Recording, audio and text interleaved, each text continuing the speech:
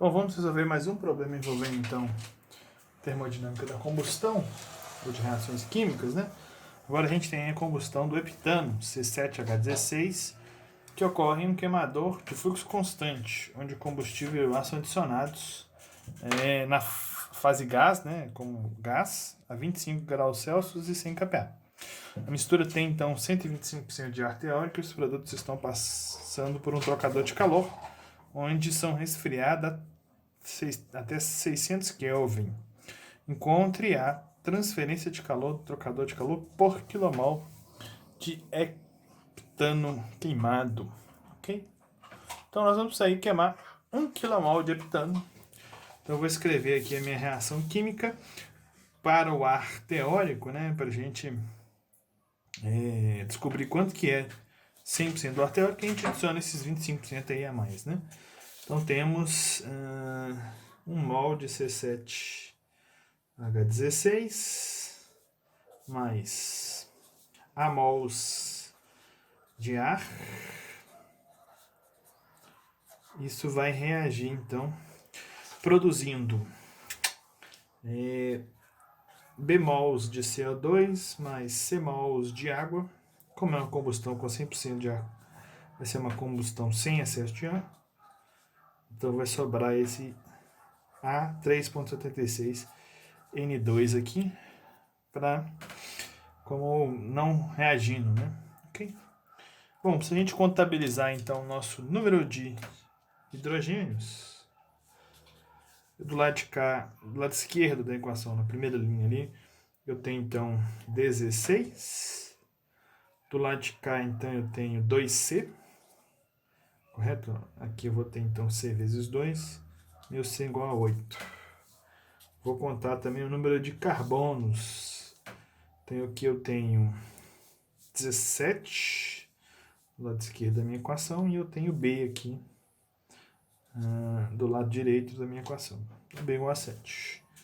Finalmente, vou contar o número de oxigênios. Número de oxigênios, eu tenho aqui 2A do lado esquerdo, 2B do lado direito e C do lado esquerdo. Ok? Isso nos dá então 2 mais 7, não, 2 vezes 7, 14, com 8 dá 14 mais 8 dá 22, dividido por 2, 11, né? Então temos aí 11 mols de oxigênio para uma mistura estequiométrica, né? Vou escrever aí onde aqui? A igual a 11. Ok? Bom, ele falou que a gente então tem 125, né, por cento. Se eu multiplicar 1,25, que significa 25, vezes 11, eu vou ter então 13,75, que é o que eu realmente vou ter. Escrevendo agora a minha equação, agora já com esse excesso de ar, então eu vou ter C7H16 mais, então eu tenho aqui 11 vezes 1,25, ou 125%, né? Dá 13,75. O2 mais 3,76 N2. Então, eu tenho aqui 2,75 mols de oxigênio que não vai reagir. Então, 2,75 O2, correto? A diferença desse 13,75 para esse 11. Mais 7 mols de CO2, mais 8 mols de H2O, mais 13,75 vezes 13,76 é 51,7 mols de N2. Ok? Bom, como que a gente encontra a transferência de calor? Nossa transferência de calor, esse calor certamente ele está saindo aí do nosso combustível, né? Então, a gente já pode entrar na nossa equação com ele com sinal negativo, né? Então esse calor liberado aí pela nossa combustível na câmara de combustão, nós podemos então escrevê-lo, né, da seguinte forma, né, que o calor que vai sair, já considerando o sinal negativo, lá na lei da segunda lei da termodinâmica, será o calor, né, vai ser o somatório dos reagentes, o número de mols vezes a minha entalpia de formação no estado padrão, mais o ΔH, que tem a ver com calor sensível, menos, então, o somatório dos produtos, número de mols, entalpia de formação, mais o ΔH. Ok? Bom, para fazer esse somatório, a maneira mais organizada da gente fazer isso é a gente montar então uma tabela, onde eu vou colocar então aqui a minha substância nessa primeira linha, né? Depois eu vou colocar aqui meu número de mols, aqui a minha entalpia de formação, e aqui nessa terceira linha o ΔH. Para facilitar a nossa vida, aqui eu vou então nessa última linha nossa aqui colocar esse produto N, entalpia de formação, mais ΔH. Okay? E aí a gente soma, né? Toda essa linha nós vamos ter aqui o nosso calor. Eu vou ter aqui então, a primeira substância que eu tenho aqui como reagente, né? Os reagentes então vão estar todos aqui positivos nesse último termo, né? E os produtos eu vou colocar aqui como sinal negativo, né? Então temos aqui o heptano, C7H16, depois eu vou ter então o oxigênio, o nitrogênio, esses aqui são os meus reagentes. Os meus produtos são também o oxigênio,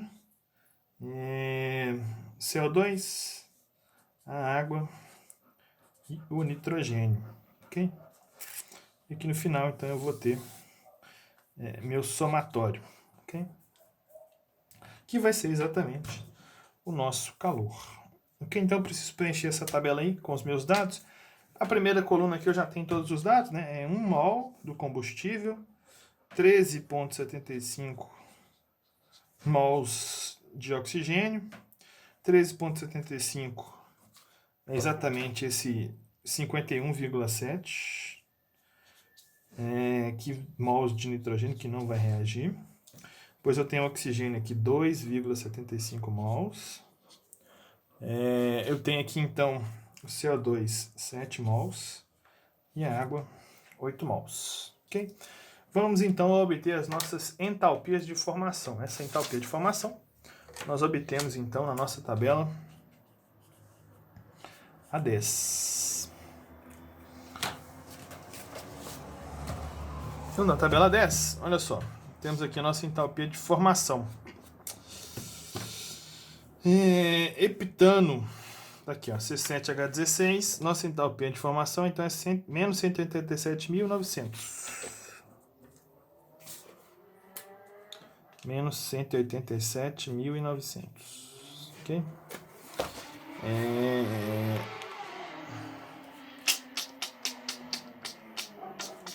O que mais? O oxigênio e o nosso hidrogênio não vai estar nessa tabela. Se ele não está nessa tabela, é porque a gente não tem valor para entalpia. Então o oxigênio aqui também não vou colocar zero, ok? Nitrogênio aqui também não vou pôr zero. Falta o CO2 e a água. Água no estado gás, né? Então temos aí na saída ele não vão estar 600 Kelvin. 600 Kelvin certamente a água vai estar aí no estado... O problema não falou sobre pressões, né? Mas normalmente a combustão acontece a pressão atmosférica, né? Então na pressão atmosférica nós vamos ter isso aqui certamente no estado gasoso. Então menos 241.826. Menos 241.826.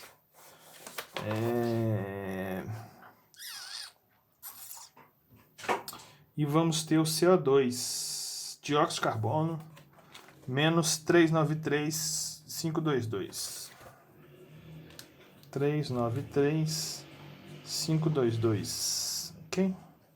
Bom, já levantamos as nossas entalpias de formação. Esse ΔH tem a ver então com a diferença de temperatura entre a entalpia de formação e as propriedades. Os meus reagentes, eles já estão na mesma temperatura aqui da minha tabela de entalpia de formação. Está então a 25 graus Celsius sem kPa. Então eu não tenho que levar em conta esse ΔH para os meus reagentes. Então aqui é 0, 0, aqui é 0. Eu tenho que levar em conta nos meus produtos, né? Então lá na minha tabela A9, eu vou levar obter esse ΔH aqui, todos a 600 Kelvin, que são os dados de temperatura de saída, né? Primeiro que eu vou pegar aqui então, esse é lá do início da nossa tabela A9. Eu tenho aqui então o nitrogênio diatômico, 600 Kelvin, vale 212,167. 212,777. Peguei errado, perdão. Eu peguei foi a entalpia.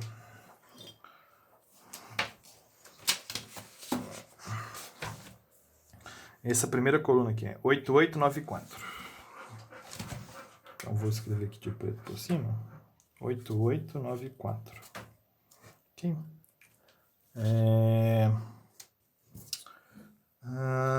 O próximo que eu tenho ali. Que cagada, hein? Esse aqui, na verdade, é o oxigênio, né? Então aqui, nitrogênio é 8894. A próxima subtabela que eu tenho ali é do oxigênio, né? Essa mesma página aqui, ó. Oxigênio, 600 Kelvin. Oxigênio diatômico vale 92,45. O oxigênio aqui, ó, 92,45. CO2 600. Tá aqui, vale 12,906. E a água tá aqui, vale então 10,499.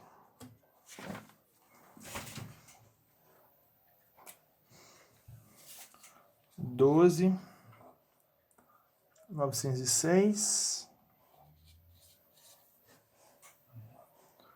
10,499. Bom, agora então a gente vai